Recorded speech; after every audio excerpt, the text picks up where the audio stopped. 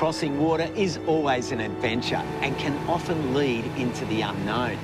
And that's exactly what happened with an inner-city garden designer who bought a secluded retreat here in beautiful Pittwater, north of Sydney. It changed his outlook on gardening and life. Hey, Rich, how are you? Hi, Costa. Welcome to Trincomalee. Fantastic. Great to see you. Thank you. It's so nice to arrive at a place by boat. It changes everything, doesn't it? It does. Yeah, yeah. No cars, no traffic. No. The calm of the water. That's it. Oh, and this is it. I feel like this is an entrance to a secret garden.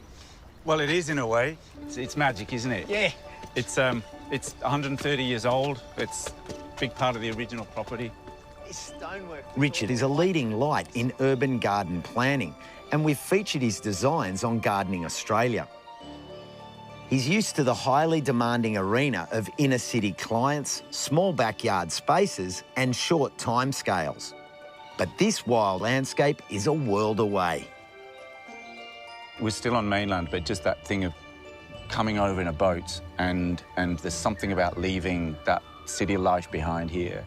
We're an hour away from the CBD, but we're in the middle of the bush as well. What brought you to this incredible landscape?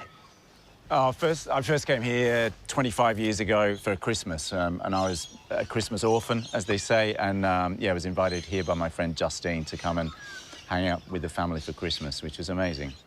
I just thought this was the most magical place I'd ever seen. About 6 years ago, we had the opportunity to buy the house with Justine and Scott to co-own it together, to buy it with our partners. And yeah, we managed to make it happen, which was a dream that I never thought would happen. I'd lost Mum about 5 or 6 months before we came here. Unbeknownst to me, that my way of gardening here initially was a great way of just working through that grief, and it was a beautiful comfort being here. In that sense, it was a very healing process. What sort of work was involved when you got started?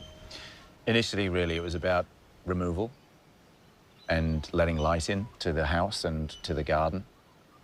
The garden was a massive fishbone ferns and pittosporum trees that had started to, you know, just seed everywhere. We're about an acre of garden. Then we border, in front of us here, the council reserve. So we're on the edge of the block here, and so it's wonderful not having any neighbours. Seriously, wherever you look here, everything is framed by the trees. Like, it's just an incredible window to the landscape. You really feel hugged by the spotted gums. Now, this part here, I mean, what were you working at in this zone? Really, this garden and the one below is exotics and succulents that I know are very resilient. So there's salvias, Mexican lilies and euphorbias. So these are more like the species that you've used in your design work. How's the contrast of this to what you've got surrounding you here on this block? Well, they're very resilient, and they're giving a bit of that colour and form to a garden that is very naturalistic.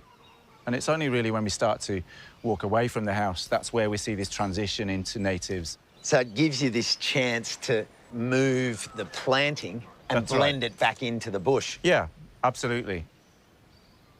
The idea is that the bush comes into the garden and the garden flows into the bush quite seamlessly without marking boundaries or barriers. So this is where it's all slowly transitioning?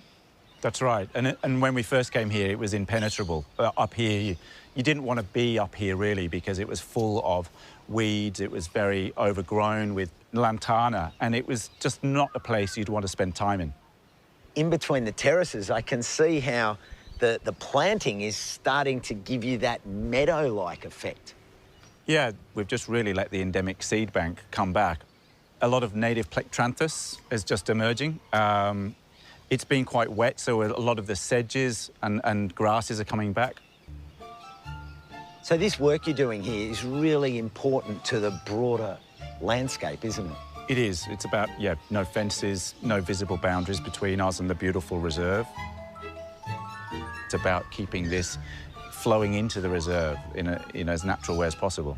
And vice versa, the work being done in there looks after your block and you're looking after That's right. that block. Yeah, absolutely. It's one and the same. Paul is a bush regenerator who brings together local volunteers to help restore and maintain the bush habitat next to Richard's property. I'll go and help the guys. Yeah, all right. Paul. Hello, Costa. Good to be here. This regen space is looking amazing. It's good. Yeah, it's worked well. What was the landscape here like when you first started? Oh, it was literally waist-deep in asparagus fern. Up towards Richards, mostly, there was a lot of native vine cissus. Although it's native, it was out of place in a way and dominating. Yeah, it was quite a mess. What do you think about Richard's approach to bring your work into his property and his property out into the reserve? Bush-friendly neighbours, excellent. They manage their property as to any potential weeds which would invade into the bushland reserve. So looking behind us here, as the team are hard at it, what has come back as a result of your work and what do we see? We've got a lot of femida, or kangaroo grass. This one here is glycine. It's a nice little vine. There's an assortment of all sorts of ground covers. It's good. It's really quite diverse. What's the background on the volunteers you've got with you today? They're all local residents from the bays, Elvina Bay, Lovett Bay, etc. And they come along every month, basically. It's been rewarding for me and very much for them too. And it's a healthy bushland community over here. Being in the garden here and working with the bush regenerators and Paul, it's helped me be part of the community. I feel at home here. What experiences from here are you taking back to the city? I'm taking back into the city really a greater understanding of a more naturalistic style, working with natives, being more patient with outcomes of gardens and in life. You know, and letting go of perfection and letting go of ideals of perfection. And I'm a recovering perfectionist in a way, you know? Yeah, so it's a magic spot.